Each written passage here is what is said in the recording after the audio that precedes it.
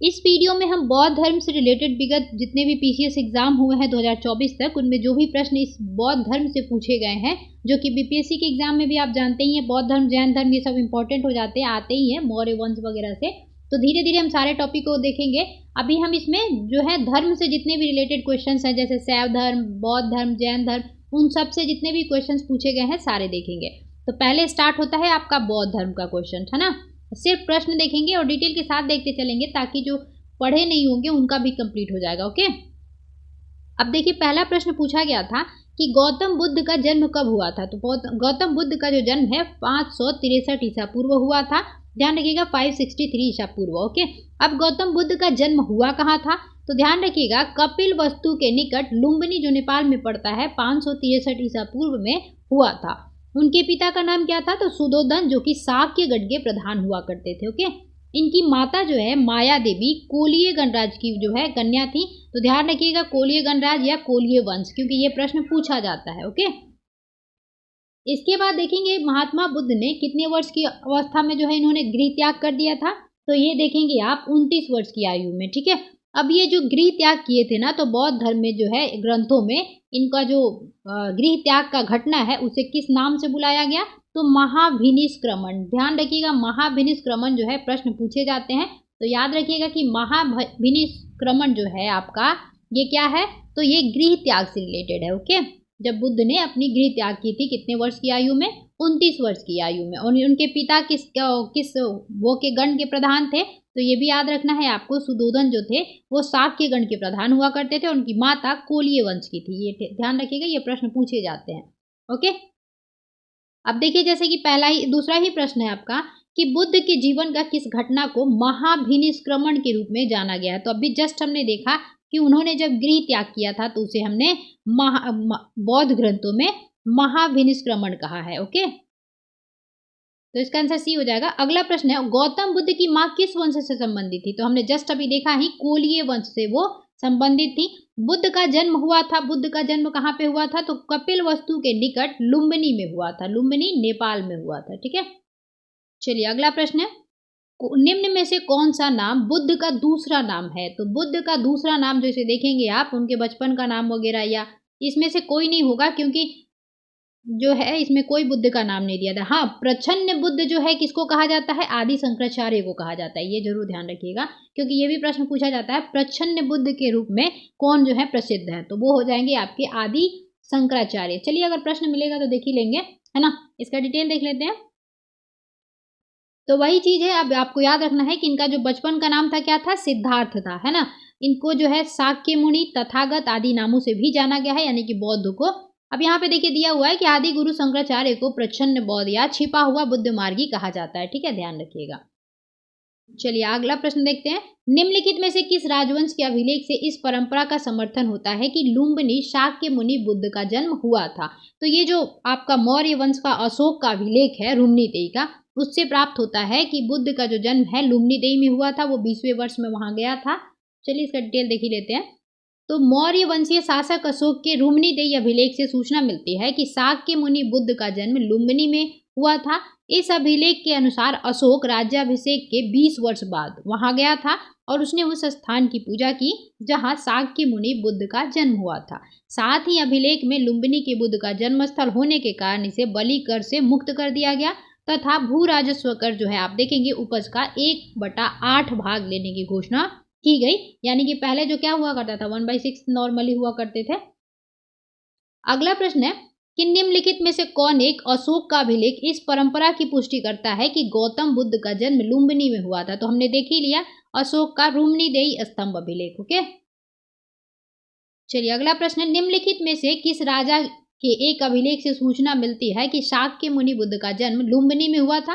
तो एक ही प्रश्न देखिए कई बार एग्जाम में पूछे गए हैं, तो ये हो जाएगा अशोक के अभिलेख रुम्नीदेई से, है ना। और वहां पे ये लुम्बिनी कब गया था अशोक, तो 20 वर्ष बाद अपने राज्याभिषेक के। देखिए कितने बार एग्जाम में जो है ये प्रश्न पूछे गए हैं। आगे है कि महात्मा बुद्ध का महापरिनिर्वाण कहाँ पे हुआ था। तो महापरिनिर्वाण जो है इनका ए और बी दोनों नहीं होंगे, देखते हैं यहाँ पे।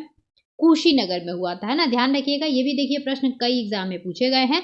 तो महाबुद्ध का जो परिनिर्वाण हुआ था वो कुशीनगर, यानी कि मृत्यु उनकी जो हुई थी उसे बौद्ध ग्रंथों में जो है बुद्ध के मृत्यु को महापरिनिर्वाण के नाम से बुलाया गया है। ठीक है, तो बौद्ध धर्म का प्रचार करते करते ना महात्मा बुद्ध मल्लों की राजधानी पावा पहुंचे थे, जहां वे चुंद नामक, ये भी ध्यान रखिएगा, वहां वो चुंद नामक लुहार की अम्र वाटिका में ठहरते हैं। उसने बुद्ध को क्या किया था, सूकर मधु खाने को दिया था। ठीक है, जिसकी वजह से उनको क्या है, रक्तातिसार हो गया था बुद्ध को और भयानक पीड़ा उत्पन्न हुई। फिर भी इस वेदना यानी कि इस पीड़ा के बाद भी वे कुशीनगर की जो मल्ल गणराज्य की राजधानी थी वहां पहुंचते हैं वो कुशीनगर। ठीक है, और वहीं पे उनकी 483 ईसा पूर्व में 80 वर्ष की अवस्था में, ध्यान रखिएगा, 29 में उन्होंने गृह त्याग दिया और आप देखेंगे 80 वर्ष की अवस्था में उन्होंने अपना शरीर त्याग दिया। अब शरीर त्यागने की जो घटना है उसे बौद्ध ग्रंथों में महापरिनिर्वाण कहा गया है। ठीक है, ध्यान रखिएगा। जैसे महाविनिष्क्रमण पूछा गया था, तो हो सकता है पूछा जाए कि महापरिनिर्वाण से आप क्या समझते हैं, तो बुद्ध के जो है शरीर त्याग का, है ना, इनकी मृत्यु। और सन भी याद रखना है क्योंकि 483 ईसा पूर्व जो है आपकी बुद्ध जी की मृत्यु हो जाती है और इसी समय प्रथम संगति भी होती है, बौद्ध संगति अजातशत्रु के समय, है ना। कश्यप उसका अध्यक्ष रहता है, दिखेंगे मिलेगा।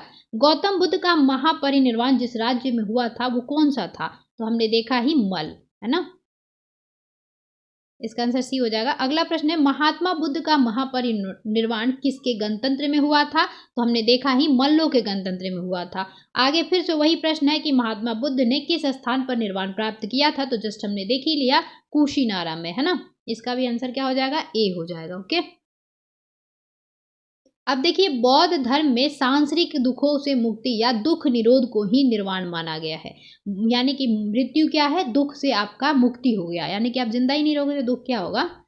बुद्ध को सांसारिक दुखों से मुक्ति यानी कि निर्वाण ज्ञान प्राप्ति के समय प्राप्त हुआ, जो कि बोध गया में प्राप्त हुआ था। दुखों से मुक्ति की निर्वाण ज्ञान प्राप्ति, अच्छा ज्ञान की प्राप्ति बुद्ध को कहाँ हुआ था, तो बोध गया में हुआ था। ठीक है, जबकि उनकी जो मल्ल की राजधानी कुशीनारा थी वहाँ पे महात्मा बुद्ध ने अपना शरीर त्याग दिया था। इसे बौद्ध ग्रंथों में महानिर्वाण कहा गया है, महापरिनिर्वाण। महापरिनिर्वाण मंदिर अवस्थित है, तो जहाँ पे उनकी मृत्यु होगी वहीं पे ये स्थित होगा, है ना, कुशीनारा में। ओके,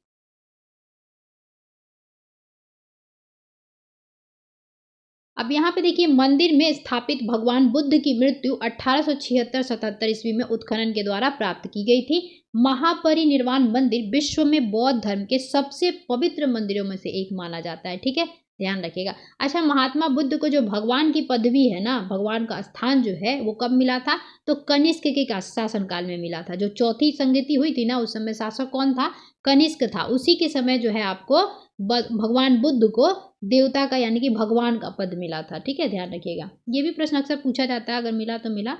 देखिए अगला है कि निम्नलिखित राज्यों में किसका संबंध बुद्ध के जीवन से था, तो देखेंगे बुद्ध के जीवन से किसका किसका संबंध रहेगा, आपका कौशल से और मगध से, है ना, 3 और 4 से।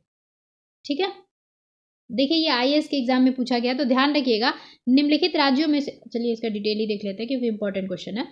विकल्प में दिए गए महाजनपदों में से कौशल एवं मगध महाजनपदों में संबंध जो है बुद्ध के जीवन से था। गौतम बुद्ध ने अपनी शिक्षा के प्रचार प्रसार हेतु मगध एवं कौशल दोनों राज्यों में जो है भ्रमण किया था। तो ध्यान रखिएगा बुद्ध जो है कौशल और मगध दोनों जगह गए थे। अवंती और गंधार से उनका कोई संबंध नहीं है। अगला प्रश्न है गौतम बुद्ध द्वारा अपने धर्म में दीक्षित किया जाने वाला अंतिम व्यक्ति निम्नलिखित में से कौन था, तो वो था आपका सुभद्र, है ना।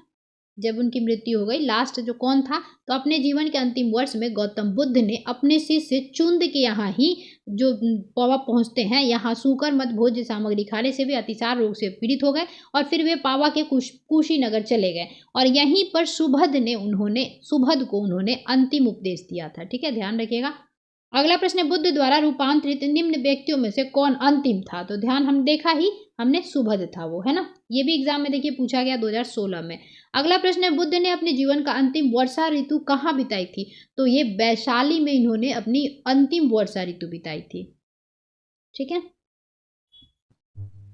अब ये प्रश्न है कि निम्नलिखित में से कौन सा एक बौद्ध मत में निर्वाण की अवधारणा की सर्वश्रेष्ठ व्याख्या करता है, यानी कि निर्वाण यानी कि मृत्यु जो है बौद्ध के मत के अनुसार कौन सी अवधारणा जो है व्याख्या करता है कि हाँ ये चीज होता है।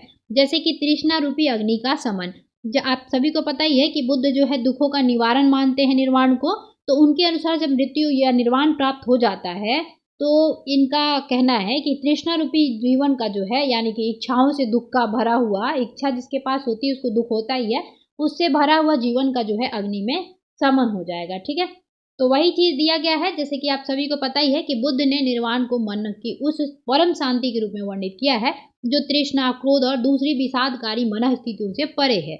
ये शांति तभी प्राप्त होगी जब सभी इच्छाओं के कारण समाप्त हो जाए, भविष्य में जब पैदा होने वाली इच्छा है वो भी जड़ से आपकी नाश हो जाए। निर्वाण में तृष्णा और द्वेष के कारण जड़ से जो है समाप्त हो जाते हैं, जिससे मनुष्य सभी प्रकार के कष्टों, दुख या संसार में पुनर्जन्म के चक्र से छूट जाता है। आप सभी ये ध्यान रखिएगा कि बुद्ध जो है ना पुनर्जन्म में विश्वास करते थे। ठीक है, ये जरूर ध्यान रखिएगा।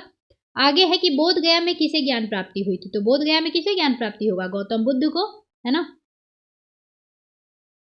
तो वही चीजें दिया गया है, बस इतना ध्यान रखिएगा आप कि धर्म के प्रवर्तक गौतम बुद्ध को ज्ञान प्राप्ति बोध गया में हुई थी। यहाँ 6 वर्षों की कठिन साधना के बाद उनको जो है 35 की अवस्था में यानी 35 वर्ष की अवस्था में वैशाख पूर्णिमा की रात्रि को एक पीपल के वृक्ष, है ना, के नीचे इन्हें ज्ञान प्राप्ति हुई थी। और इनके ज्ञान की प्राप्ति जो है बुद्ध की, तो वो क्या प्रतीक है, पीपल का वृक्ष, है ना।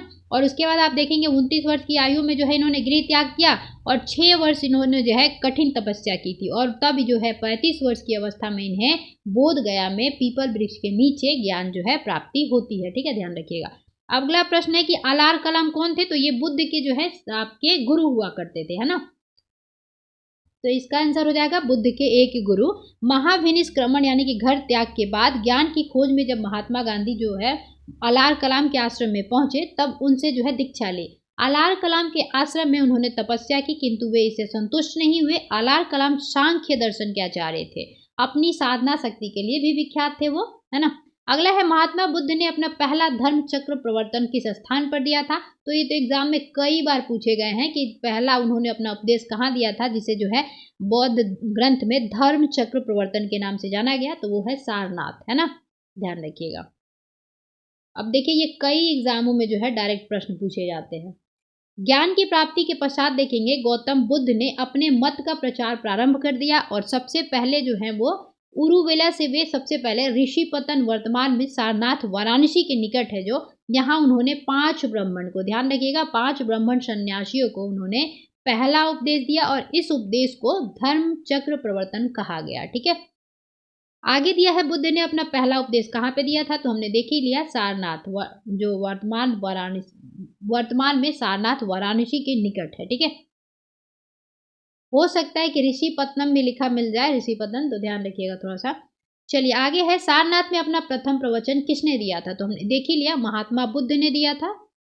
गौतम बुद्ध अपना उपदेश कहाँ दिए थे, तो अपना उपदेश उन्होंने पहली बार सारनाथ में दिया था। ठीक है, अगला प्रश्न है ग्रंथों में उल्लेखित धर्म चक्र प्रवर्तन है, तो धर्म चक्र प्रवर्तन जो है क्या है, तो हमने देखा ही उन्होंने जो सारनाथ में दिया गया उनका प्रथम उपदेश है। ओके, चलिए अगला प्रश्न, धर्म चक्र प्रवर्तन किया गया था तो कहाँ पे किया गया था, ध्यान रखिएगा, वो हमने अभी जस्ट देख ही लिया है, ये हो जाएगा आपका सारनाथ में, है ना। अगला प्रश्न है बुद्ध ने सर्वाधिक उपदेश कहाँ दिए थे, तो देखिए पहली बार उन्होंने सारनाथ में दिया था, लेकिन सबसे ज्यादा अगर उन्होंने कहाँ पे उपदेश जाके दिए हैं तो वो है श्रीवास्तव में। ठीक है, ध्यान रखिएगा, श्रावस्ती में। बुद्ध के सबसे अधिक शिष्य कौशल राज्य में हुए थे तथा यहाँ की राजधानी जो है श्रावस्ती हुआ करती थी, उन्होंने वहीं पे सर्वाधिक उपदेश जो है दिए थे। ठीक है, बुद्ध जो है कौशाम्बी में किसके राज्यकाल में आए थे, तो कौशाम्बी में जो है ये आपके उदयन के काल में जो है बुद्ध आए थे, ध्यान रखिएगा। ठीक है, महात्मा बुद्ध वत्सराज उदयन के शासन काल में कौशाम्बी आए थे, वहां उन्होंने 9वां वर्षावास किया।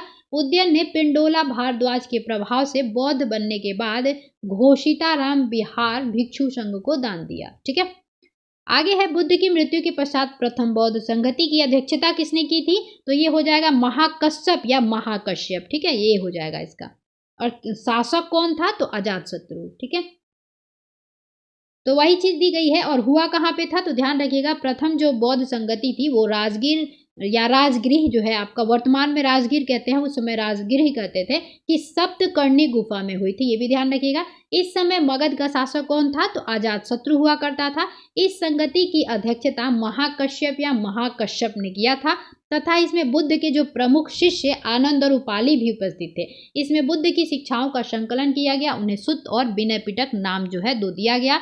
आनंद तथा उपाली क्रमशः धर्म और विनय के प्रमाण माने जाते हैं, आनंद और उपाली। प्रथम बौद्ध संगति के अध्यक्ष कौन थे, तो यही हो जाएंगे महाकश्यप, है ना। चलिए आगे देखते हैं। अगला प्रश्न है, प्रथम बौद्ध परिषद का संचालन निम्नलिखित में से किस एक ने किया था, तो किसने किया था, तो संचालन वही करेगा जो अध्यक्ष होगा, महाकश्यप। प्रथम बौद्ध महासभा कहाँ हुई थी, तो हमने देखा ही राजगिरी सप्तकर्णी गुफा में हुई थी, ठीक है। चलिए अगला प्रश्न है, सप्तकर्णी गुफा स्थित है तो कहाँ पे स्थित है, ये राजगिरी में ही स्थित होगा। महात्मा भगवान बुद्ध के महापरिनिर्वाण के बाद पहली बौद्ध संगति हुई थी तो कहाँ पे, तो राजगिरी या राजगीर में, है ना। कई बार ये प्रश्न पूछे गए हैं तो ध्यान रखिएगा, राजगृह या राजगीर आज कहते हैं, सप्तकर्णी गुफा याद रखिएगा। उसके बाद महाकश्यप और अजातशत्रु दोनों भी, उसके नाम भी याद रखिएगा। कश्मीर में कनिष्क के शासनकाल में जो बौद्ध संगति आयोजित हुई थी उसकी अध्यक्षता निम्नलिखित में से किसने की थी, तो अध्यक्ष जो थे कौन थे, तो वसुमित्र थे और आपके अश्वघोष जो थे उपाध्यक्ष थे इसमें, ठीक है। कुंडल वन में हुआ था ये, कश्मीर में कनिष्क के शासनकाल में, ध्यान रखिएगा। चलिए डिटेल में होगा तो देख ही लेंगे। जैसे कि देखिए, बौद्ध धर्म की चतुर्थ संगति कुषाण शासक था, ये कनिष्क के राज्यकाल में कश्मीर के कुंडल वन में हुई थी। इसकी अध्यक्षता वसुमित्र ने की थी तथा अश्वघोष जो थे इसके क्या थे, उपाध्यक्ष थे। इस सभा में महासंघिकों को वर्चस्व था।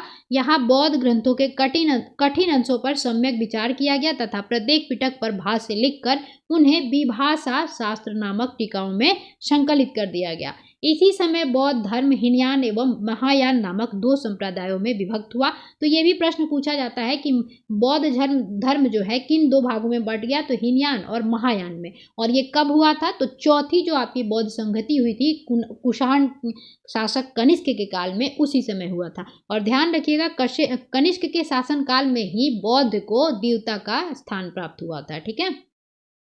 और अध्यक्ष और उपाध्यक्ष तो जरूर याद रखिएगा, ये प्रश्न तो पूछे ही जाते हैं।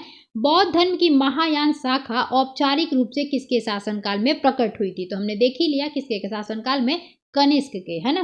कनिष्क, कुंडलवन, कश्मीर, ये सब याद रखिएगा। कनिष्क के शासनकाल में बौद्ध सभा किस नगर में आयोजित की गई थी, तो कश्मीर कुंडलवन, ओके। अगला है कि शासक के काल में चतुर्थ बौद्ध संगति जो है आयोजन किया गया था कश्मीर में, तो हमने देख ही लिया कौन था, कनिष्क था, है ना। कनिष्क आपका कुषाण वंश का शासक था। चतुर्थ बौद्ध संगति परिषद हुई थी तो किसके शासनकाल में, तो यही हो जाएगा आपको कनिष्क के शासनकाल में, ठीक है।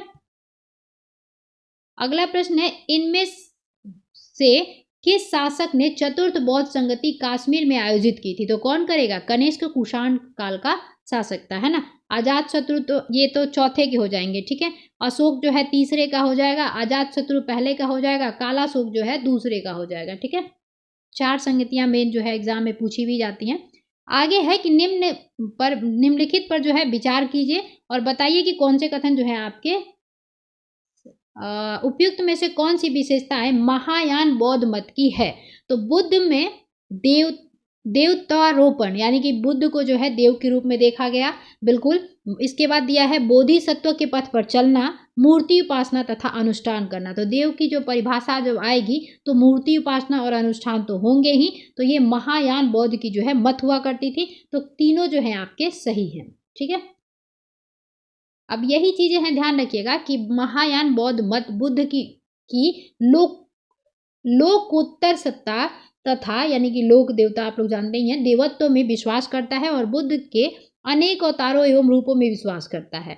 यह बुद्धत्व के मार्ग पर चलने वाले बोधिसत्व कहता है, जो सभी मानव की मुक्ति में सहायता करता है। बोधिसत्व के पथ पर चलना इस मत के अनुकरणीय कहा गया है। हिंदू धर्म के प्रभाव में बुद्ध में देवत्व के आरोपण के साथ ही अनुष्ठान और मूर्ति पूजा महायान की मुख्य पद्धति बन गई थी। तीनों कथन जो आपके हैं सत्य हैं। आगे दिया है कि निम्नलिखित 4 स्थानों में हुई बौद्ध संगतियों का सही नीचे जो है कूट दिया गया है, इसे बताना है। तो हमने देख ही लिया था, पहला राजगिरी में, दूसरा आपका वैशाली, तीसरा पाटलिपुत्र, चौथा आपका कुंडलवन में। तो ये कौन आंसर हो जाएगा इसका? इसका आंसर हो जाएगा डी, है ना। तो ये तो हमने देख ही लिया है।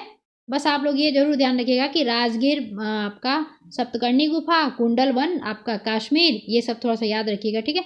अब यहाँ पे देखिए कि मृत्यु के द्वितीय बौद्ध संगति का आयोजन कालाशोक के शासनकाल में मृत्यु के 100 वर्ष बाद वैशाली में किया गया था। तो हमने देखा ही है 483 और आपका 383, है ना। उसके बाद देखेंगे 247, उसके बाद प्रथम शताब्दी की स्टार्टिंग में जो है चौथा होता है। चलिए, द्वितीय बौद्ध समिति का आयोजन कहाँ पर हुआ था? तो द्वितीय बौद्ध समिति जो है वैशाली में जो है स्थापित की गई थी, राजगिरी में पहला किया गया था, है ना। कालाशोक था उस समय। अगला प्रश्न है, तृतीय बौद्ध सभा किस स्थान पर बुलाई गई थी? तो हमने देखा ही है आपका पाटलिपुत्र अशोक के समय में, ठीक है। प्रथम बौद्ध समिति का आयोजन हुआ था, तो कहां पे हुआ था? अजातशत्रु के शासनकाल में हुआ था, ठीक है। चलिए अगला प्रश्न, निम्न में से किस नगर में प्रथम बौद्ध सभा आयोजित की गई थी? तो हमने देखा ही राजगिरी या राजगीर में, ठीक है। इसका आंसर हो जाएगा सी। अगला प्रश्न है, निम्न में से किस शासक ने द्वितीय बौद्ध सभा का आयोजन किया था? तो द्वितीय बौद्ध सभा का आयोजन वैशाली कालाशोक में किया गया था, है ना। ध्यान रखिएगा, सुबाकामी इसका अध्यक्ष हुआ था। निम्न का सही मिलान करें, तो चलिए देख लेते हैं। जैसे कि दिया है अध्यक्षों का नाम, ठीक है। तो प्रथम बौद्ध परिषद में कौन था आपका जो अध्यक्ष है? वो था महाकश्यप या महाकश्यप। दूसरे में कौन था? तो सबाकामी था। तृतीय बौद्ध परिषद जो हुई थी उसमें मोगली पुत्र सिद्धिस था, और आपके शासक कौन था? तो अशोक था, है ना। इसके बाद देखेंगे चतुर्थ बौद्ध परिषद में वसुमित्र जो है अध्यक्ष था, और अश्वघोष जो है आपका उपाध्यक्ष था, है ना। तो ये चीज ध्यान रखिएगा, और कनिष्क जो है शासक हुआ करता था, ठीक है। तो इसका आंसर यही हो जाएगा आपका डी हो गया इसका आंसर, ठीक है। अगला प्रश्न है, बुद्ध के जीवन की 4 महत्वपूर्ण घटनाओं और उनसे संबंध 4 स्थान नीचे दिए गए उल्लेख है। यह 2 स्तंभ 1 एवं 2 में अंकित है, आपको इनका सुमेलन करना है। तो ये बताइए कि आपका महात्मा बुद्ध की जन्म कहाँ हुई थी? हमने जस्ट देखा ही है, लुम्बिनी में हुआ था। ज्ञान की प्राप्ति इनको कहाँ हुई थी? बोध गया में हुई थी। इन्होंने प्रथम प्रवचन या धर्म चक्र प्रवर्तन कहाँ पे किया था?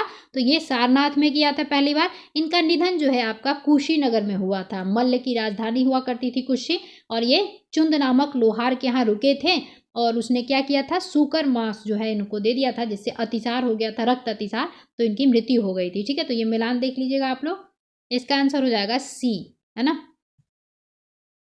ओके, वहीं पे चीजें हैं कि समीप लुम्बिनी में जो हुआ था, उरुबेला बोध गया वर्तमान में वैशाख पूर्णिमा की रात इनकी जो है ज्ञान की प्राप्ति हुई थी।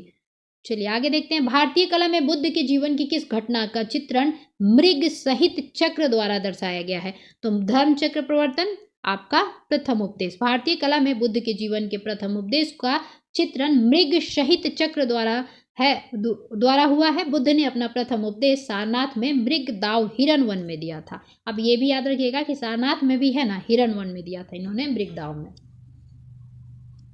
चलिए अगला प्रश्न है, ये जो है लिस्ट 1 है, लिस्ट 2 है, इसका मिलान करना है। तो हमने शब्द देख ही लिया कि इनके जो प्रतीक हैं वो क्या है। तो हमने देखा कि जन्म जो है कमल एवं सांड जो है उसका प्रतीक है। उसके बाद प्रथम प्रवचन धर्म चक्र प्रवर्तन है ये। उसके बाद महाबोधि तो बोधि वृक्ष है ये। त्याग जो इन्होंने किया था गृह त्याग, महाभिनिष्क्रमण घोड़ा का प्रतीक है ना। तो इसका आंसर क्या हो जाएगा? ए का 4 और आपका बी का 2 हो जाएगा। तो ए का 4, बी का 2, ये तो होंगे नहीं, और इसके बाद सी का जो है 1 हो जाएगा। तो ये आंसर हो जाएगा आपका डी, ठीक है। वही चीज दिया गया है। आगे देखते हैं, कर मापा लामा तिब्बत के बुद्ध संप्रदाय के किस वर्ग का है? तो ये आपका है कंग यूपा, है ना। ये 2000 में पूछा गया यूपी पीसीएस के एग्जाम में। कर मापा लामा तिब्बत के बौद्ध संप्रदाय, क से कर याद रख लीजिएगा करमापा, और क से कंगयूपा वर्ग से जो है ये संबंधित है। करमापा लापा तिब्बत के, है ना, बौद्ध संप्रदाय के कंगयूपा वर्ग से संबंधित है। आगे दिया है कि महात्मा बुद्ध के संबंध में निम्न कथनों पर कौन सा सही है? तो देख लेते हैं। उनका जन्म जो है कपिल वस्तु के निकट लुम्बिनी में हुआ था। उन्होंने बोध गया में ज्ञान प्राप्त की थी। उन्होंने वैदिक धर्म को अस्वीकार किया था, बिल्कुल किया था अस्वीकार। उसके बाद यह है उन्होंने आर्य सत्य का प्रचार किया था। बिल्कुल आर्य सत्य का भी प्रचार किया था और उनका जन्म जो है कपिलवस्तु के निकट लुम्बिनी में हुआ था। ध्यान रखिएगा, अगर कपिलवस्तु और लुम्बिनी दोनों ऑप्शन में है तो लुम्बिनी को टिक करना है, कपिलवस्तु को नहीं। ठीक है, ध्यान रखिएगा, ये चारों जो हैं अभी सही हो जाएंगे। इसका आंसर क्या हो जाएगा? डी। चलिए आगे देखते हैं। अगला प्रश्न है, बोध गया में महाबोधि मंदिर बनवाया गया जहां। तो महाबोधि मंदिर कहाँ बनवाया गया था? जहां उन्होंने उनको जो है ज्ञान की प्राप्ति हुई थी। तो गौतम बुद्ध को ज्ञान की प्राप्ति जहां पे हुई थी वहीं पे जो है महाबोधि मंदिर बनवाया गया था। ठीक है, चलिए अगला प्रश्न है, बोध गया में बोधि वृक्ष अपने वंश की इस पीढ़ी का है। तो अपने ये पंचम, कहीं कहीं आपको छठा भी देखने को मिलेगा कि सिक्स्थ है। तो एक्चुअली क्या हुआ था ना, शशांक आप लोग जानते ही होंगे, वो क्या जब मतलब कि अभी तो सूखी स्थिति में हो गई है, तो नई जो प्रकाशन है ना उसमें छठी दिखाई जाती है और जो पुरानी है उसमें पंचम दिखाई जाती है। तो इसमें कंफ्यूज नहीं होइएगा, ये बीपीएससी के एग्जाम में जब पूछा जाता है तो पंचम ही माना जाता है। जैसे कि हम देख लेंगे यहाँ पे, तो महाबोधि मंदिर में स्थित वर्तमान बोधि वृक्ष वही नहीं है जिसके नीचे जो है बैठकर महात्मा बुद्ध ने ज्ञान प्राप्ति किया था। तो एक्चुअली क्या होता है ना कि जैसे कि वो सूख गया तो फिर नया आया तो वो दूसरी पीढ़ी का हो गया, ऐसा कहा जाता है। हेन सांग के अनुसार उस मूल वृक्ष की 7वीं शताब्दी में सम्राट शशांक ने नष्ट कर दिया था। वर्तमान वृक्ष जिसे हम देख रहे हैं वो 5वीं पीढ़ी का वृक्ष है जिसे अलेक्जेंडर कमिंग ने लगवाया था। यह वृक्ष पूरी तरह संरक्षित है और केवल इससे गिरी हुई पत्तियों को ही छूने एवं उठाने का अधिकार प्राप्त है। ठीक है, निम्नलिखित में से कौन सा बौद्ध पवित्र स्थल निरंजना नदी के तट पर स्थित है? तो ये हो जाएगा बोध गया। यहीं पे इन्हें ज्ञान भी प्राप्ति हुई थी और कई बार ये भी प्रश्न पूछा गया है किस नदी के किनारे जो है बुद्ध को ज्ञान की प्राप्ति हुई थी। तो निरंजना नदी या फल्गु नदी कहते हैं उसको। पवित्र बौद्ध स्थल जो है बोध गया, जहां गौतम बुद्ध को सर्वप्रथम ज्ञान की प्राप्ति हुआ, निरंजना नदी पर स्थित है। आधुनिक जो है फल्गु या फाल्गु नदी को ही पूर्व में निरंजना के नाम से जाना जाता था, है ना। यह नदी 2 छोटी धाराओं निरंजना एवं मोहना के मिलने के बाद बनती है। तो ये भी जरूर ध्यान रखिएगा, फाल्गु नदी जो है ना, ये प्रश्न जो है 69th में ही शायद पूछा गया था कि किस किस 2 नदियों से मिलकर बनती है। तो ध्यान रखिएगा, निरंजना एवं मोहना इसकी सहायक नदियां हो जाएंगी, है ना। बुद्ध के उपदेश किससे संबंधित है? तो आप सभी को पता ही, आचरण की शुद्धता एवं पवित्रता से संबंधित है। ठीक है, चलिए वही है, डी आंसर हो जाएगा उसका। अगला प्रश्न है, निम्न में से बुद्ध के जीवन काल में ही संघ प्रमुख होना चाहता था। तो ये जो आपका देवदत्त था ना, वो बुद्ध के जीवन काल में ही अपने आप को संघ का प्रमुख होना मांगता था। वो देवदत्त बुद्ध का चचेरा भाई था। वो पहले उनका अनुगत बना और फिर उनका विरोधी बन गया था। वह बुद्ध संघ के बुद्ध को हटाकर स्वयं को जो है संघ का प्रधान बनाना चाहता था, किंतु उसे इसे सफलता नहीं मिली। वस्तुतः देवदत्त उसी दिन से संघ का प्रधान बनने की सोचने लगा था। वह पहले पहले भिक्षुक बना था। आगे दिया है कि गौतम बुद्ध ने अपनी मृत्यु के उपरांत बौद्ध संघ के नेतृत्व के लिए निम्न में से किसे नामित किया था? तो इन्होंने उपयुक्त में से किसी को भी जो है आपको नामित नहीं किया था। जैसे कि आप देखेंगे, कुशीनारा में मल्लों के सालवन में विश्राम के दौरान अपनी मृत्यु से पूर्व बुद्ध ने भिक्षुओं को निकट बुलाकर धर्मोपदेश दिया। आनंद, शायद तुम ऐसा सोचो कि हमारे साथ शास्ता चले गए, अब हमारा शास्ता नहीं है। आनंद, ऐसा मत समझना। मैंने जो धर्म और विनय किए हैं, मेरे बाद वे ही तुम्हारे शास्ता होंगे। इस प्रकार स्पष्ट है कि बुद्ध ने अपनी मृत्यु के उपरांत बौद्ध संघ के नेतृत्व के लिए किसी को नामित नहीं किया, बल्कि अपने उपदेश, धर्म एवं विनय को ही मार्गदर्शक बताया था। ठीक है, उसके बाद अष्टांग मार्ग की संकल्पना अंग है, तो किसकी है? तो धर्म चक्र प्रवर्तन सूत्र की विषय वस्तु का, है ना। इसका आंसर हो जाएगा आपको डी, ध्यान रखिएगा। तो वही चीजें दी गई हैं, अष्टांगिक मार्ग के बारे में बताया गया है। अष्टांगिक मार्ग कौन कौन से हैं? तो ध्यान, 8 सोपान जो है, सम्यक दृष्टि, सम्यक संकल्प, सम्यक वाक, सम्यक कर्मार्थ, सम्यक आजीव, सम्यक व्यायाम, सम्यक स्मृति, सम्यक समाधि। अष्टांगिक मार्ग धर्म चक्र प्रवर्तन सूत्र के विषय वस्तु का अंग है। ओके, जो दुखों का निरोध का उपाय था ना, तो उन्होंने 4 सत्य आर्य सत्य में बताया था। दुख निरोध गामिनी प्रतिपदा कहा जाता है। ठीक है, चलिए, गौतम बुद्ध के बारे में निम्न में से क्या सत्य है? तो वे कर्म में विश्वास करते थे, है ना। उसके बाद दिया है, आत्मा का शरीर में परिवर्तन मानते थे। आत्मा का शरीर में परिवर्तन नहीं, वो आत्मा के शरीर में परिवर्तन नहीं मानते थे, वो पुनर्जन्म को मानते थे, है ना। तो ये गलत हो जाएगा। निर्वाण प्राप्ति में विश्वास करते थे, बिल्कुल। ईश्वर की सत्ता में भी विश्वास करते थे। तो ईश्वर की सत्ता में वो विश्वास करते थे, है ना, करते ही थे जब वो आत्मा में विश्वास करते थे। तो देखिए इसका आंसर देख लेते हैं। इसका आंसर देखिए, महात्मा बुद्ध कर्म के सिद्धांत में तो विश्वास करते थे, वे आत्मा में विश्वास न करते हुए पुनर्जन्म में विश्वास करते थे। ठीक है, बुद्ध के अनुसार चेतना कर्म फल का पुनर्जन्म होता है। वे निर्वाण प्राप्ति में भी विश्वास करते थे, किंतु ईश्वर की सत्ता में वो विश्वास नहीं करते थे। ठीक है, ध्यान रखिएगा, बुद्ध जो है ईश्वर की सत्ता में विश्वास नहीं करते थे, है ना। तो 1 और 3 बस सही थे आपके, कर्म में और वो आपके पुनर्जन्म में। ठीक है, उसके बाद आप देखेंगे निर्वाण की प्राप्ति में वो विश्वास करते थे। ठीक है, इसका आंसर देख लीजिएगा। आगे है, बौद्ध संघ में भिक्षुणु के रूप में स्त्रियों के प्रवेश की अनुमति बुद्ध द्वारा दी गई थी। तो पहली बार वैशाली में। ठीक है, अन्य प्रिय शिष्य आनंद के कहने पर बुद्ध ने वैशाली में स्त्रियों को बौद्ध संघ की भिक्षुणु के रूप में प्रवेश की अनुमति प्रदान की। बौद्ध संघ में सर्वप्रथम शामिल होने वाली स्त्री महाप्रजापति गौतमी थी। ठीक है, ध्यान रखिएगा। त्रिपिटक क्या है? तो त्रिपिटक सुत्त पिटक, विनय पिटक, धम्म अभिधम्म पिटक, ये क्या है? बुद्ध के उपदेशों का जो है संग्रह है या संकलन है। ठीक है, तो वही चीजें दी गई हैं। अगला प्रश्न, त्रिपिटक ग्रंथ किस धर्म से संबंधित है? तो किससे संबंधित होगा? बौद्ध धर्म से, क्योंकि बुद्ध के आपके धर्म चक्र प्रवर्तन का जो है, उनके विचार वगैरह का जो है संकलन है वो। त्रिपिटक किसकी धार्मिक पुस्तक है? तो हमने देखा ही बौद्ध धर्म की। और त्रिरत्न तो जैन की। चलिए आगे देखते हैं, त्रिपिटक निम्नलिखित में से किससे संबंधित है? तो बुद्धों से या बौद्धों से।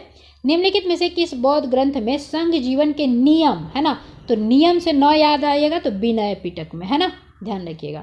आगे है, यमक बुद्ध पिटक से संबंधित है। तो यमक जो है ना आपका, ये अभिधम्म जो है पिटक उससे संबंधित है। ठीक है, इसके 5 शायद हैं। अभिधम्म पिटक में दार्शनिक सिद्धांतों का संग्रह मिलता है, यह प्रश्नोत्तर के रूप में है। अभिधम्म पिटक के अंतर्गत 7 ग्रंथ सम्मिलित है ना, धम्म, संगणी, विभंग, धातु कथा, पुग्गल पंचती, कथावस्तु, यमक और पठान, है ना। निम्न में से किस बौद्ध साहित्य में बौद्ध महात्मा बुद्ध के नैतिक, है ना, फिर न आया, सिद्धांत संबंधित प्रवचन है? तो आप ध्यान रखिएगा, ये जो है ना सो के जो इंसान है आपका, वो क्या करता है? नैतिक की बातें करता है, प्रवचन देता है, ऐसे करके ध्यान रखिएगा। तो ये हो जाएगा सुत्त पिटक। चलिए अगला प्रश्न देखते हैं, बौद्ध धर्म में त्रिरत्न का क्या अभिप्राय है? तो बौद्ध धर्म में जो त्रिरत्न है ये किससे संबंधित है? तो ये ध्यान रखिएगा, बुद्ध धम्म एवं संघ से, है ना। बुद्ध धम्म एवं संघ बौद्ध धर्म के त्रिरत्न है। बुद्ध की मृत्यु के बाद उनकी शिक्षाओं को संकलित कर 3 भागों में बांटा गया, इन्हीं को त्रिपिटक कहा गया। ये विनय पिटक, सुत्त पिटक, अभिधम्म पिटक है। ठीक है, अच्छा यहाँ पे बौद्ध धर्म जो है आपका मेंशन कर दिया गया है, ध्यान रखिएगा। बौद्ध दर्शन की विशेषता के संबंध में निम्नलिखित कथनों पर विचार करें। तो आपको देखेंगे कि बौद्ध दर्शन का बीज गौतम बुद्ध की शिक्षाओं में ही मिलता है क्या? तो बिल्कुल ये ट्रू हो जाएगा आपको। बुद्ध ने हमेशा दार्शनिक समस्याओं में उलझने के बजाय मानवीय कष्टों से मुक्ति के लिए नैतिक जीवन जीने पर जोर दिया था। तो ये दोनों कथन आपके सही हैं। ठीक है, चलिए अगला प्रश्न देखते हैं, प्राचीन भारत के बौद्ध मठों में पौवरन नामक, है ना, पौवरन नामक समारोह आयोजित किया जाता था। ध्यान रखिएगा, प्राचीन भारत में जो बौद्ध मठ होते थे ना, जिनको विहार कहा जाता था, उनके निवास स्थल को, वहाँ पे ना एक समारोह आयोजित किया जाता था जिसका नाम था पौवरन नामक, है ना। तो ये क्यों मनाया जाता था? तो ध्यान रखिएगा, वर्षा ऋतु के दौरान मठों में प्रवेश के समय भिक्षुओं द्वारा किए गए अपराधों को स्वीकार उक्ति का अवसर होता था ये। ठीक है, ध्यान रखिएगा, वे लोग जो भी अपराध करते थे तो वो भिक्षु क्या करते थे? अपने आप को स्वीकार करते थे। ठीक है, ये ध्यान रखिएगा, यही हो जाएगा वर्षा ऋतु के दौरान। इसका आंसर क्या है? बी हो जाएगा। ठीक है, ये आईएएस के एग्जाम में पूछा हुआ प्रश्न है। तो वही है, वर्षा ऋतु के समय 4 महीने बौद्ध भिक्षु जो है महाविहारों में, देखिए ये महाविहार जो है निवास करते थे। इसी पर नाम जो है आपका बिहार का नाम पड़ा है, ध्यान रखिएगा, बिहार। धर्म प्रचार का कार्य स्थगित रहता था। वर्षा ऋतु की समाप्ति पर जब पुनः धर्म प्रचार कार्य प्रारंभ होता था तो बौद्ध भिक्षु पौरन नामक समारोह आयोजित करते थे, जिसमें पीछे किए गए कार्यों पर विचार करते हुए कार्य योजना बनाते थे और इसके अतिरिक्त अपने के द्वारा किए गए अपराध को स्वीकार करते थे। अशोकाराम बिहार निम्नलिखित में से किस स्थान पर स्थित था? तो ये हो जाएगा पाटलिपुत्र। ठीक है। प्रसिद्ध बौद्ध ग्रंथ महावंश के अनुसार मौर्य शासक अशोक ने पाटलिपुत्र में अशोकाराम बिहार को निर्मित किया था, तो उसके नाम से ही है, तो ध्यान रखिएगा मौर्य शासक अशोक ने पाटलिपुत्र में बनाया था। ठीक है। इस विहार का निर्माण इंद्रगुप्त नामक थेर भिक्षु के निरीक्षण में हुआ था। तीसरी बौद्ध संगति सभा भी अशोक के समय हुई थी। विश्व का सबसे ऊंचा कहा जाने वाला विश्व शांति स्तूप बिहार में कहाँ है? तो विश्व का सबसे ऊंचा स्तूप कहा जाने वाला सबसे ऊंचा विश्व शांति स्तूप बिहार के राजगीर में स्थित है। ठीक है। तो विश्व का सबसे ऊंचा कहा जाने वाला विश्व शांति स्तूप बिहार के राजगीर में पहाड़ियों में है। 400 मीटर की, वो कौन के सहयोग से बनाया गया था? तो ये जापान के सहयोग से बनाया गया था, ध्यान रखिएगा। बुद्ध की 80 फीट की प्रतिमा जो बोध गया में है निर्मित की गई थी, तो जापानियों के द्वारा, मतलब कि जापानियों ने बनवाया था इसका। अच्छा, सर्वप्रथम स्तूप शब्द कहाँ मिलता है? तो आपको देखने को मिलेगा ऋग्वेद में, है ना। यानी कि बुद्ध के जीवन से पहले भी स्तूप जो वर्ड है वो फेमस था, है ना, ऋग्वेद में। सर्वप्रथम स्तूप शब्द का जो है कहाँ मिलता है? तो ये ऋग्वेद में मिलेगा। छत्तीसगढ़ के एग्जाम में पूछा गया, पीसीएस में। चलिए आगे है, वह स्तूप स्थल जिसका संबंध भगवान बुद्ध के जीवन को किसी घटना से नहीं है।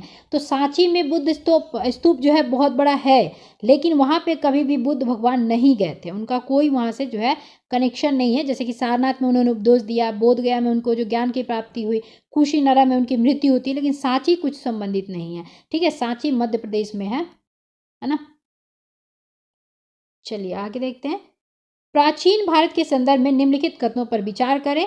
तो स्तूप की संकल्पना जो है मूलतः बौद्ध संकल्पना है क्या? मूलतः दिया है तो नहीं होगा, क्योंकि ऋग्वेद में हमने देखा ही था। उसके बाद देखेंगे स्तूप आमतौर पर अवशेषों के निक्षेपागार होता है, बिल्कुल ट्रू है। बौद्ध परंपरा में स्तूप एक संकल्प अर्पित या स्मारक की संरचना होती है, बिल्कुल सही है। तो कितने कथन सही है? तो केवल 2 कथन सही है। ओके,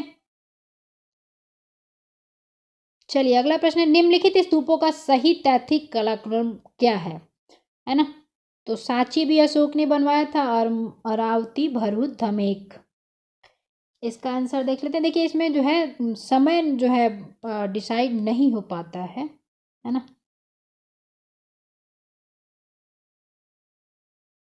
देखिए 3 जो है, जैसे भरूच, सांची एवं धमेक स्तूप के निर्माण क्रम को निर्धारित करना संभव नहीं है। ठीक है,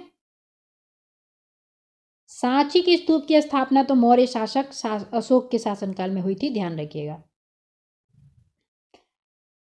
इसके बाद है अनात्मवाद सिद्धांत है, तो अनात्मवाद सिद्धांत जो है बौद्ध दर्शन का है। ठीक है, ध्यान रखिएगा। चलिए अगला प्रश्न देखते हैं। संसार जो है अस्थिर है और क्षणिक है, निम्न में से किससे संबंधित है? तो बौद्ध से संबंधित है। संसार जो है क्षणिकवाद का आपको जानते ही हैं जो सिद्धांत है, बौद्ध दर्शन नहीं दिया है ना। निम्नलिखित में से किसे एशिया का ज्योतिपुंज या एशिया का लाइट कहा जाता है? तो ये जो ध्यान रखिएगा, गौतम बुद्ध को कहा जाता है। आगे है, निम्न में से किसे एशिया का ज्योतिपुंज के नाम से जाना जाता है? तो भगवान बुद्ध। अगला प्रश्न है, नवबौद्धवाद का प्रतिपादक कौन है? तो बुद्धवाद का प्रतिपादक आपके अंबेडकर हैं। भीमराव अंबेडकर द्वारा बौद्ध धर्म की पुनर्व्याख्या करते हुए इसे नवबौद्धवाद की संज्ञा दी गई है, जिसे प्रायः नवयान भी कहा जाता है। ठीक है, ध्यान रखिएगा। क्षणिकवाद का प्रतिपादन किसने किया था? तो बुद्धों ने किया था, या बुद्ध ने किया था। ठीक है, भारत के सांस्कृतिक इतिहास के संदर्भ में पारमिता शब्द का सही विवरण निम्नलिखित में से कौन सा है? तो ये देखेंगे, परिपूर्णताएं जिनकी प्राप्ति बोधिसत्व पथ प्रशस्त हुआ था, यही है। ठीक है, परिपूर्णताएं जिनकी प्राप्ति से बोधिसत्व पथ प्रशस्त हुआ था। चलिए इसका आंसर देख लेते हैं, सी ही है। ठीक है, अगला प्रश्न है, सर एडविन अर्नाल्ड की पुस्तक द लाइट ऑफ एशिया आधारित है। तो लाइट ऑफ एशिया जो है आधारित है आपकी ललित विस्तार पर। ठीक है, ध्यान रखिएगा। सर एडविन अर्नाल्ड की पुस्तक the light of Asia Lalit विस्तार के विषय वस्तु पर आधारित है। इस पुस्तक का प्रकाशन 1879 ईस्वी में लंदन में किया गया था। ठीक है, अगला है बौद्ध धर्म के महायान और हीनयान संप्रदायों में सर्वाधिक मौलिक अंतर क्या होता है? तो देवी देवताओं की जो पूजा है ना, इसमें आपको मिल जाएगा। जैसे कि महायान है, ये लोग मूर्ति पूजा को प्रमोट करते हैं, और हीनयान जो है मूर्ति पूजा को जो है प्रमोट नहीं करता। तो ऐसे है कि देवी देवताओं की पूजा का जो है इसमें अंतर आपको देखने को मिल जाएगा हीनयान और महायान में। ठीक है। गौतम बुद्ध को एक देवता का स्थान किस राजा के युग में प्राप्त हुआ था? तो हमने देखा ही था, बताया ही था मैंने, कनिष्क के काल में। ठीक है। और ये कुषाण वंश का था। अगला है भारत में पहले जिस मानव प्रतिमाओं को पूजा गया वह थी। तो पहले, सबसे पहले मानव प्रतिमा जो है बुद्ध की थी, वो उसी को पूजा गया था। ठीक है। आगे है देश के निम्न में से किसने मूर्ति पूजा की नींव रखी थी? तो ये हो जाएंगे बौद्ध धर्मों ने, है ना। उपयुक्त में सर्वप्रथम मूर्ति पूजा की नींव बौद्धों के द्वारा रखी गई। महायानियों ने सर्वप्रथम बुद्ध की प्रतिमा स्थापित करके उनकी पूजा आरंभ की। गंधार शैली की मूर्ति कला में बुद्ध के सारनाथ में हुए प्रथम धर्मोपदेश से संबंध प्रवचन मुद्रा का नाम क्या है? तो ये है आपका धर्मचक्र, है ना। चलिए अगला है बुद्ध की खड़ी प्रतिमा निम्न में से किस काल में बनाई गई थी? तो खड़ी प्रतिमा जो है आपकी कुषाण काल में बनाई गई थी। ठीक है। और सोई हुई तो गुप्त है शायद, है ना। तो आपको याद रखना है कि खड़ी प्रतिमा जो है कुषाण काल में बनाई गई थी। और ये कौन कौन सी शैली, ये भी ध्यान रखिएगा, गंधार एवं मथुरा शैली के तहत। चलिए अगला प्रश्न है, बुद्ध की प्राचीनतम प्रतिमा किस शैली से प्राप्त होती है? तो हमने देख ही लिया, गंधार एवं मथुरा शैली दोनों से होती है। तो उपयुक्त में से एक से अधिक आंसर हो जाएगा। ठीक है। अगला है भगवान बुद्ध की प्रतिमा कभी कभी एक हस्त मुद्रा युक्त दिखाई गई है, जिसे भूमि स्पर्श मुद्रा कहा गया है। यह किसका प्रतीक है? तो ये जो है आपका बुद्ध के अपने जीवन, अपने अनुयायियों को स्मरण कराना कि वे सभी धरती से उत्पन्न होते हैं और अंततः धरती में विलीन हो जाते हैं। देखते हैं इसका आंसर, देखिए बी है ना। इसका आंसर है बी, यानी कि मार के प्रलोभनों के बावजूद अपनी शुचिता और शुद्धता का साक्षी होने के लिए बुद्ध का धरती का आह्वान करना। तो इससे याद रखिएगा कि भूमि स्पर्श मुद्रा है और वो धरती का आह्वान कर रहे हैं। इससे याद हो जाएगा कि मतलब ये ऑप्शन बना सकेंगे आप। ठीक है। तो याद रखिएगा प्रलोभनों के बावजूद भी, है ना।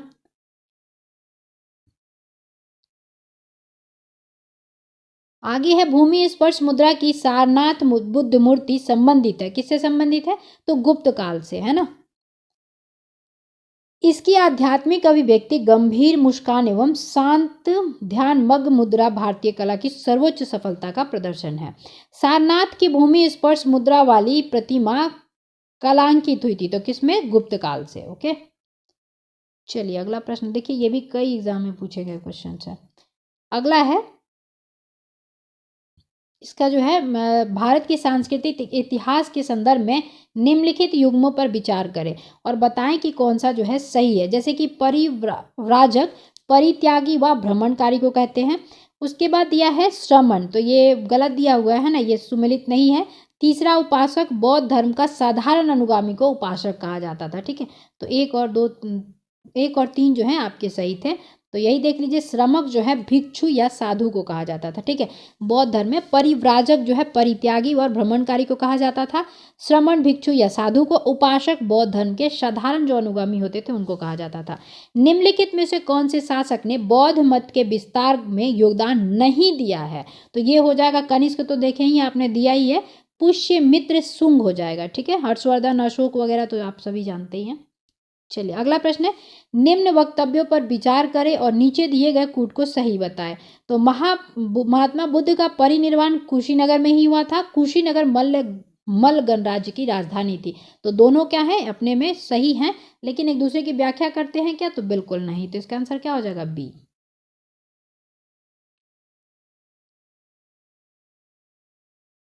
चलिए अगला प्रश्न है, निम्नलिखित युग्मों में से कौन से सही सुमेलित हैं? तो आप सभी को पता ही है, लोथल क्या था? गुजरात लोथल भोगवा नदी पर जो स्थित है, वो सिंधु सभ्यता या आपका हड़प्पा सभ्यता का पतन हुआ करता था। तो ये बिल्कुल ट्रू है। सारनाथ में बुद्ध ने अपनी पहली प्रवचन दिए थे, तो धर्मोपदेश हो गया। राजगीर अशोक का सिंह स्तंभ, बिल्कुल नहीं, ये गलत दिया हुआ है ना।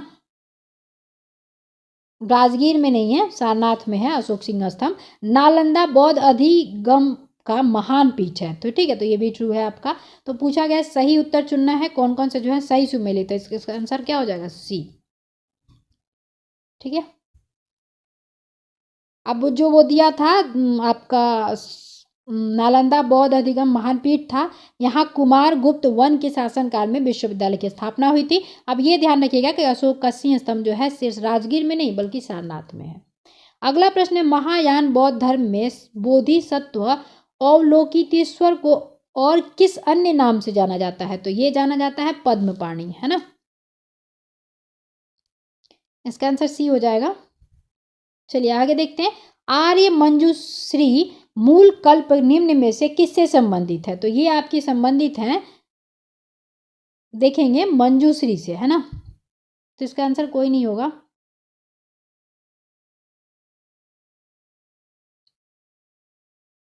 तो मंजूश्री मंजूश्री ही याद रख लीजिएगा। चलिए आगे है, भारत के धार्मिक इतिहास के संदर्भ में निम्नलिखित कथनों पर विचार कीजिए। स्थाविरवादी महायान बौद्ध धर्म से संबंध है। लोकेत्वरवादी संप्रदाय बौद्ध धर्म के महासांघिक संप्रदाय की एक शाखा थी। उसके बाद दिया है, महासांघिकों द्वारा बुद्ध के देवतारोपण में महायान, तो हम जानते ही हैं महायान में इनको देवता माना गया था, तो ये बिल्कुल ट्रू है। तो आपका 2 और 3 सही है ना। पहला आपका नहीं है, क्षणिकवादी ये सब माना गया है उनके में। तो ध्यान रखिएगा, परंपरागत नियम के में आस्था रखने वाले का संप्रदाय स्थाविर या थेरावादी कहलाया। स्थाविरवादी बौद्ध धर्म के हीनयान शाखा से संबंधित था। और यहाँ पे आप देखेंगे क्या दिया था, महायान दिया था, है ना, तो इसीलिए ये गलत हो गया था। ठीक है, इसका आंसर क्या था? इसका आंसर था बी। चलिए आगे देखते हैं, भारतीय इतिहास के संदर्भ में निम्नलिखित में से कौन भावी बुद्ध है जो संसार की रक्षा हेतु अवतरित होंगे? तो ये कौन हो जाएंगे? मैत्रेय, है ना। चलिए आगे है, भारत के धार्मिक इतिहास के संदर्भ में कथनों पर विचार कीजिए। बोधिसत्व बौद्ध मत के हीनयान संप्रदाय का केंद्रीय संकल्पना है। बोधिसत्व अपने प्रबोध के मार्ग पर बढ़ता हुआ करुणामय है। उसके बाद है आपका, बोधिसत्व समस्त सचेतना प्राणियों को अनेक प्रबोध के मार्ग पर चलने में सहायता करने के लिए स्वयं की निर्वाण प्राप्ति विलंबित करता है। तो ये भी ट्रू है आपका। केवल 2 और 3 सही थे। आपका पहला जो है जैसे कि दिया हुआ था ये गलत है। बोधिसत्व बौद्ध मत हीनयान नहीं है ना, ये गलत हो जाएगा। ये सही है आपका। जैसे कि जानते ही हैं बोधिसत्व मत जो है महायान संप्रदाय था। ठीक है, अगला प्रश्न है, बोधिसत्व पद्म पाणि का चित्र सर्वाधिक प्रसिद्ध है और प्रायः चित्रकारी है जो कहाँ पे है? तो अजंता में देखने को आपको मिल जाएगा। ये IAS के एग्जाम में भी और BPSC के एग्जाम में भी पूछा गया है। ठीक है, ध्यान रखिएगा। और वो भी पूछा जाए, अजंता गुहा श्रेणियों में स्थित गुफा संख्या 1 में बोधिसत्व पद्म पाणि का चित्रकला जो है श्रेष्ठ कलाकृतियों में से एक है। इसे 6ठी शताब्दी ईसा के अंतर्गत निष्पादित किया गया था। चित्र में बोधिसत्व पद्मपाणि ने राजसी शैली में एक नीलम जड़ित मुकुट पहना हुआ है। उनके लंबे काले तथा मनोहारी रूप में झुके हुए हैं। तो वही चीज है ना, बस ये याद रखिएगा। गुफा संख्या 1 बोधिसत्व पद्मपाणि का चित्रकला आपको अजंता गुहा श्रेणी में मिल जाएगा। बोधिसत्व पद्मपाणि की पेंटिंग स्थित है, देखिए ये BPSC में पूछा गया 69th में, है ना। तो ये किस में है? अजंता में है। ठीक है, अगला है, हीनयान अवस्था का विशालतम एवं सर्वाधिक विकसित शैलकृत चैत्य गृह स्थित है। तो ये कहाँ है? कार्ले में। ठीक है, यह पुणे महाराष्ट्र के मावल तालुका में स्थित है। निम्नलिखित में से किस शैलकृत गुफा में 11 सिरों के बोधिसत्व का अंकन मिलता है? तो ये कन्हेरी में मिलता है 11 सिरों के बोधिसत्व। वही चीज दिया है कि सलसेती द्वीप पर स्थित कन्हेरी गुफाएं महाराष्ट्र के मुंबई शहर में स्थित प्रमुख पर्यटन स्थल है। ये गुफाएं संजय गांधी राष्ट्रीय उद्यान परिसर में स्थित है। इससे यह भी आपको पता चला कि संजय गांधी राष्ट्रीय उद्यान कहाँ है? मुंबई में। प्राचीन अभिलेखों में कान्हा सैल कृष्णगिरी कान्हागिरी के नाम से उल्लेखित कन्हेरी बौद्धों का प्रमुख केंद्र था। ठीक है, चलिए आगे देखते हैं, विशुद्ध मग्ग के रचयिता कौन है? तो हमने जस्ट अभी ऊपर नहीं देखा था, है ना, मतलब कि वो डिटेल में दिया हुआ था। तो ये हो जाएगा बुद्ध घोषा, है ना। विशुद्ध मग्ग जो है उसके रचयिता हैं आपके बुद्ध घोषा। विशुद्ध मग मतलब शुद्ध का मार्ग थेरवाद बौद्ध सिद्धांत पर रचित महान ग्रंथ है, जिसके रचयिता जो है बुद्धघोषा है या बुद्धघोष है। प्रथम शताब्दी ईस्वी में किस भारतीय बौद्ध भिक्षुकों को चीन भेजा गया था? तो ये नागार्जुन हो जाएंगे। ठीक है, माध्यमिक मार्ग की खोज भी इन्होंने ही की थी, नागार्जुन। चलिए अगला प्रश्न, तो वही दिया हुआ है, इनके बारे में तो देख ही लेते हैं। तो नागार्जुन कनिष्क के दरबार की एक महान विभूति थे। उन्होंने अपनी पुस्तक माध्यमिक कारिका में सापेक्षता सिद्धांत को प्रस्तुत किया। चीनी मान्यता के अनुसार नागार्जुन ने चीन की यात्रा कर वहां बौद्ध शिक्षा जो है प्रदान की थी। ठीक है, तो सापेक्षता का सिद्धांत भी इन्होंने दिया था। शून्यता के सिद्धांत का सर्वप्रथम प्रतिपादन करने वाले बौद्ध दार्शनिक का नाम क्या है? तो वही हो जाएंगे नागार्जुन। ठीक है, चलिए अगला प्रश्न है, नागार्जुन किस बौद्ध संप्रदाय के थे? तो हमने देखा ही, ये माध्यमिक हो जाएंगे। ठीक है, माध्यमिक संप्रदाय के आपके नागार्जुन जो है माध्यमिक संप्रदाय से संबंधित थे। आगे है, ऐतिहासिक व्यक्ति है और किस रूप में जाने गए हैं ये बताना है। ठीक है, पूछा गया है कितने युग में जो है इसमें सम्मिलित सही हैं। तो देखिए, जो आर्य बौद्ध दार्शनिक थे, तो आर्यदेव क्या थे? तो बौद्ध दार्शनिक थे, जो कि ये गलत दिया हुआ है, जैन दिया हुआ है। ठीक है, जो बौद्ध दार्शनिक नागार्जुन के शिष्य हुआ कि ये आर्यदेव। उसके बाद देखेंगे दिग्न नाग बौद्ध विचारक थे, तो ये बिल्कुल ट्रू दिया है। उसके बाद देखेंगे उन्होंने प्रमाण समुच्चय नामक ग्रंथ की रचना की है, दिग्नाम ने। ठीक है, रचना की। नाथ मुनि वैष्णव विद्वान थे, तो नाथ मुनि जो है वैष्णव विद्वान दिया ही है, ट्रू है। इन्हें श्री वैष्णव संप्रदाय का पहला आचार्य माना जाता है। तो इसमें कितने कथन सही दिए गए हैं? तो केवल 2 युग में सही दिए गए हैं, 2 और 3। ठीक है, बौद्ध शिक्षा का केंद्र कौन था? तो विक्रमशिला। ठीक है, इसमें जो दिया गया है। चलिए आगे देखते हैं, वल्लभी विश्वविद्यालय स्थित था। तो वल्लभी विश्वविद्यालय कहाँ स्थित होगा? गुजरात में। जैन संगति भी वल्लभी गुजरात दूसरा हुआ था। अगला है, नालंदा विश्वविद्यालय की स्थापना का युग क्या है? तो गुप्त वंश में किया गया था। नालंदा एक विख्यात बौद्ध पीठ एवं विश्वविद्यालय था। बिहार के नालंदा जिले में राजगीर के निकट स्थित था। 5वीं शताब्दी के मध्य गुप्तों के समय में नालंदा महाविहार विश्वविद्यालय अस्तित्व में आया। सर्वप्रथम कुमारगुप्त वन ने मतलब कुमारगुप्त एक ने नालंदा बौद्ध विहार को दान दिया और बाद में बुद्ध गुप्त तथा गतगुप्त तथा बलादित्य नामक गुप्त शासकों ने भी इस विहार को दान दिए थे। तो पूछा जाता है नालंदा महाविहार विश्वविद्यालय जो है किसने बनवाया था? तो ध्यान रखिएगा कुमारगुप्त वन हो जाएगा, गुप्त शासनकाल का शासक था ये। नालंदा विश्वविद्यालय के संस्थापक कौन हो जाएंगे? तो हमने जस्ट अभी देख ही लिया, कौन हो जाएंगे? कुमारगुप्त। और ये शक्रादित्य की पहचान कुमारगुप्त प्रथम 415 से 455 की से जो है उनकी की जाती है, ध्यान रखिएगा, है ना। शक्रादित्य। हेन सांग के अनुसार अगर देखा जाए तो नालंदा महाविहार विश्वविद्यालय का संस्थापक शक्रादित्य था, जिसने बौद्ध धर्म के त्रिरत्नों के प्रति महती श्रद्धा के कारण इसकी स्थापना की। और शक्रादित्य की पहचान जो है कुमारगुप्त प्रथम के रूप में की गई है, जिसकी प्रसिद्ध उपाधि अगर देखेंगे तो महेंद्रादित्य था, है ना। चलिए अगला प्रश्न है, नालंदा विश्वविद्यालय किस लिए प्रसिद्ध था? तो हमने जस्ट अभी देख ही लिया, बौद्ध धर्म दर्शन के लिए प्रसिद्ध था, है ना। उसी के अध्ययन के लिए चीनी यात्री हेनसांग जो है यहाँ आया था हर्षवर्धन के काल में। अगला है, नीचे 2 वक्तव्य दिए गए हैं, उसका दूसरा कारण है, तो बताना है कौन से सही है कौन से गलत है ना। इसका देखिए दोनों सही हैं और दोनों जो है सही व्याख्या भी करते हैं। जैसे कि पहला है, 12वीं शताब्दी के अंत तक नालंदा महाविहार का पतन हो गया, महाविहार को राजकीय प्रशय मिलना बंद हो गया था, है ना।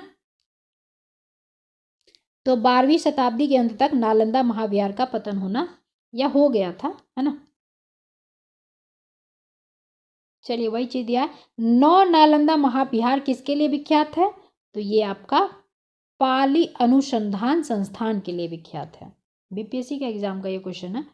अगला प्रश्न है, निम्नलिखित में से कौन से बौद्ध धर्म और जैन धर्म दोनों में समान रूप से आपको देखने को मिल जाएंगे? तो इसमें जो है आपका 2, 3, 4 जो दिए गए हैं ये तीनों जो दोनों जो है आपके समान हैं। तप और भोग की अति का परिहार करना ये अलग है उनके में धर्म में, बौद्ध धर्म में, और जैन धर्म में अलग है। ठीक है, तो ये नहीं मैच करता है।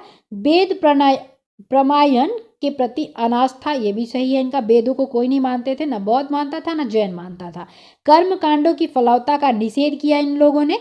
प्राणियों की हिंसा का निषेध दोनों ने किया है, यानी अहिंसा को दोनों ने अपनाया है। ठीक है, तो इसका आंसर है आपका एक, आपका 2, 3, 4।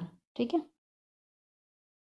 अब देखिए, तप, आत्मदमन और भोग की अति का परिहार एवं मध्यम मार्ग का अनुसरण केवल बौद्ध धर्म में किया गया था, जैन धर्म में नहीं। आगे है, प्राचीन भारतीय इतिहास के संदर्भ में निम्नलिखित में से कौन सा या बौद्ध धर्म और जैन धर्म दोनों के समान रूप से विद्यमान थे? तो हमने अभी जस्ट देखा ही है क्या क्या थे, है ना। तप और भोग की अति परिहार नहीं था, आपका वेद प्रमाण की अति अनास्था और कर्म कांडों की फलवत्ता का निषेध, तो ये दोनों सही है आपके, है ना, समान थे इन दोनों में। निम्नलिखित में से कौन सी बात बौद्ध धर्म और जैन धर्म में समान नहीं है? तो अहिंसा दोनों ने अपनाया था, वेदों के प्रति उदासीनता दोनों में थी, आत्मदमन जो है ये अपना अलग अलग इन लोगों का था। ठीक है, चलिए अगला प्रश्न है, भगवान बुद्ध ने निम्नलिखित 4 आर्य सत्यों का प्रतिपादन किया, नीचे दिए गए कूट में से प्रयोग करके उन्हें सही क्रम में बताएं। ठीक है, तो इसका आंसर है आपका ADBC। तो इसका डिटेल ही देखते हैं।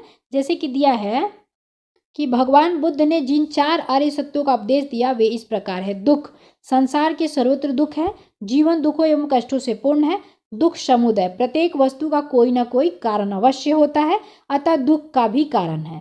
दुख निरोध, दुख का अंत संभव है, दुख निरोधागामिनी प्रतिपदा, दुख के मूल अविद्या के विनाश का उपाय अष्टांगिक मार्ग है। ठीक है, तो इन्होंने कैसे दिया था वो बताना था। तो सबसे पहले आएगा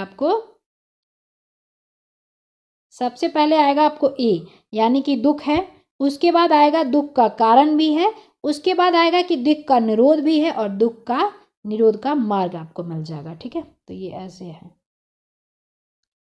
चलिए आगे है, बौद्ध तथा जैन दोनों ही धर्म विश्वास करते थे कि कर्म तथा पुनर्जन्म के सिद्धांत सही है।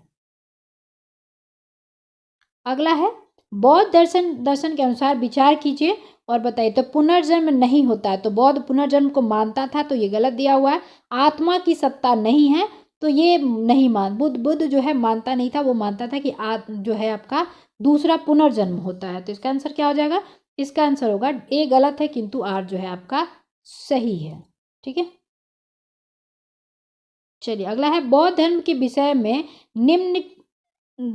में कौन सा कथन सही है? तो देख लेते हैं। जैसे कि उसने वर्ण एवं जाति को अस्वीकार नहीं किया। दूसरा दिया है, उसने ब्राह्मण वर्ग की सर्वोच्चता सामाजिक कोटि को भी चुनौती दी। उसने कुछ एक शिल्पों को निम्न माना था। तो बौद्ध धर्म के विषय में ये तीनों कथन जो हैं आपके सही हैं। ठीक है, इसका आंसर है सी। तो बौद्ध धर्म में वर्ण व्यवस्था को स्वीकार तो किया गया, लेकिन उसने ब्राह्मण वर्ग को सर्वोच्चता जो है नहीं दी थी। बौद्ध धर्म में कुछ शिल्पों को निम्न भी माना गया था। आगे देखते हैं, बौद्ध धर्म के विस्तार के कारणों में सम्मिलित थे। तो बौद्ध धर्म के जो विस्तार में सम्मिलित थी ना, वो चारों थे। जैसे कि धर्म की सादगी, दलितों के लिए विशेष अपील, धर्म की मिशनरी भावना, स्थानीय भाषा का प्रयोग, दार्शनिकों द्वारा वैदिक भावना की सुदृढ़ता नहीं होगी, कम ही होगा, है ना। तो 1, 2, 3, 4 जो है आपके इसके बौद्ध धर्म के विस्तार के कारण थे। चलिए आगे देखते हैं, अगला प्रश्न है, आरंभिक मध्य युगीन समय में बौद्ध धर्म का पतन किस और किन कारण के से जो है शुरू होता है? तो उस समय तक बुद्ध विष्णु के अवतार समझे जाने लगे और वैष्णव धर्म का हिंसा बन गया। तो यही आपका सही है, केवल एक कथन जो है आपके सही थे, बाकी जो भी दिए गए हैं ये गलत दिए गए हैं, है ना। चलिए अगला प्रश्न है, भारत के धार्मिक इतिहास के संदर्भ में निम्नलिखित कथनों पर विचार कीजिए और बताइए कि कौन से कथन जो है आपके सही है। तो स्वतांत्रिक और सम्मितीय जैन मत के संप्रदाय थे, गलत है। सर्वास्तिवादियों की मान्यता थी कि दृग विषय फिनोमिना के अव्यय पूर्णतः क्षणिक नहीं है, अपितु अव्यक्त रूप से सदैव विद्यमान रहते हैं। तो ये आपका ट्रू दिया है, केवल 2 कथन जो है आपका सही था। ये IAS प्री 2017 में पूछा हुआ क्वेश्चन है। ठीक है, चलिए अगला प्रश्न है, निम्न कथनों पर विचार करें एवं चैत्य तथा विहार में क्या अंतर है इसे बताएं। तो जो विहार था वो रहने का स्थान हुआ करता था, विहार जो है पूजा स्थल होता था क्या? नहीं, चैत्य होता था। चैत्य पूजा स्थल, जबकि विहार जो है इनका निवास स्थल, यही सही हो जाएगा। बी आंसर हो जाएगा इसका, ठीक है। चलिए अगला प्रश्न है, भारतीय कला में स्तूप, चैत्य और विहार का निर्माण निम्नलिखित में से किससे संबंधित है? तो बौद्ध धर्म से संबंधित है ना। चैत्य उनका पूजा स्थल को, विहार उनके निवास स्थल को, और निर्वाण के बाद जो है उनके जो अवशेष रखे जाते थे वो स्तूप में रखे जाते थे। कुछ शैलकृत बौद्ध गुफाओं को चैत्य कहते हैं जबकि अन्य विहार, दोनों में क्या अंतर है? तो हमने देख ही लिया, चैत्य जो है पूजा स्थल होता था जबकि विहार बौद्ध भिक्षुओं का निवास स्थल हुआ करता था। इसी विहार शब्द से जो है बिहार शब्द निकला है, ठीक है, संभवतः। प्रश्न है, निम्नलिखित कथनों पर विचार कीजिए और बताइए कि कौन से कथन जो है आपके इसमें सही है। तो देख लेते हैं। पश्चिम गोदावरी जिले के गुंटूपल्ली में प्रारंभिक चैत्य गृह और विहार चट्टानों को काटकर बनाए गए थे, बिल्कुल ट्रू है। पूर्वी दक्कन के चैत्य और विहार साधारणतः चट्टानों को काटकर बनाए गए थे, तो ये भी बिल्कुल सही है। दोनों जो वैसे ही है कि चट्टानों को काटकर ही बनाए गए थे, है ना। तो इसका आंसर हो जाएगा आपका, दोनों स्टेटमेंट जो है ट्रू है, ओके, मतलब सही है। तो इसका आंसर सी हो जाएगा, ठीक है। अब देखिए जैसा कि दिया है कि गुंटूपल्ली में चट्टानों को काटकर प्रारंभिक चैत्य गृह एवं विहारों का निर्माण किया गया है। धातव्य है कि प्रश्नकाल में गुंटूपल्ली आंध्र प्रदेश की पश्चिमी गोदावरी जिले में स्थित था, है ना। तो वही चीजें हैं, आपका कथन जो है दोनों सही थे। सामान्यतः जो है चैत्य और विहार जो होते थे वो चट्टानों को काटकर बनाए जाते थे। अगला प्रश्न है, धान्य कटक जो महासांघिकों के अधीन एक प्रमुख बौद्ध केंद्र के रूप में समृद्ध था, निम्नलिखित में से किस एक क्षेत्र में अवस्थित था? तो देखिए यह आईएएस प्री 2023 में पूछा गया है, जो अमूमन देखेंगे ऐसे ही क्वेश्चन जो है नहीं आता रहता है, ये रेगुलर में नहीं रहता है, एवरग्रीन क्वेश्चन नहीं है ये। तो धान्य कटक, ध्यान रखिएगा, जो महासांघिकों का एक अधीन प्रमुख केंद्र हुआ करता था बौद्ध धर्म का, ये कहाँ पे है? तो आंध्र प्रदेश में, ठीक है। तो धान्य और आंध्र प्रदेश ऐसे करके ध्यान रख लीजिएगा, थोड़ा सा याद रख लीजिएगा। चलिए इसका डिटेल देख ही लेते हैं। ये 2023 के क्वेश्चन पूछे गए हैं तो आ भी सकता है एग्जाम में।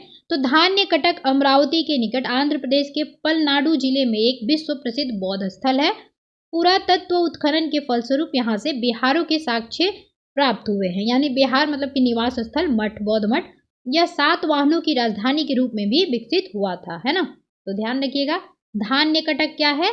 विश्व प्रसिद्ध बौद्ध स्थल है। ये भी पूछा जा सकता है कि धान्य कटक जो है क्या है, बौद्ध स्थल, जैन स्थल, ऐसा पूछा जा सकता है। तो ध्यान रखिएगा ये बौद्ध स्थल है और कहाँ पे है? तो आंध्र प्रदेश में है, ठीक है। चलिए अगला प्रश्न है, सुल्तानी युग में बौद्धों की कौन सी शाखा सबसे प्रभावशाली थी? तो सुल्तानी युग में देखेंगे व्रजयान जो है ना, ये शाखा जो है सबसे प्रभावशाली थी। सुल्तानी युग मध्यकाल में बौद्धों की ब्रजयान शाखा जो है आपकी सबसे अधिक प्रभावशाली थी। ब्रजयान का सबसे अधिक विकास देखेंगे 8वीं शताब्दी ईस्वी में हुआ था।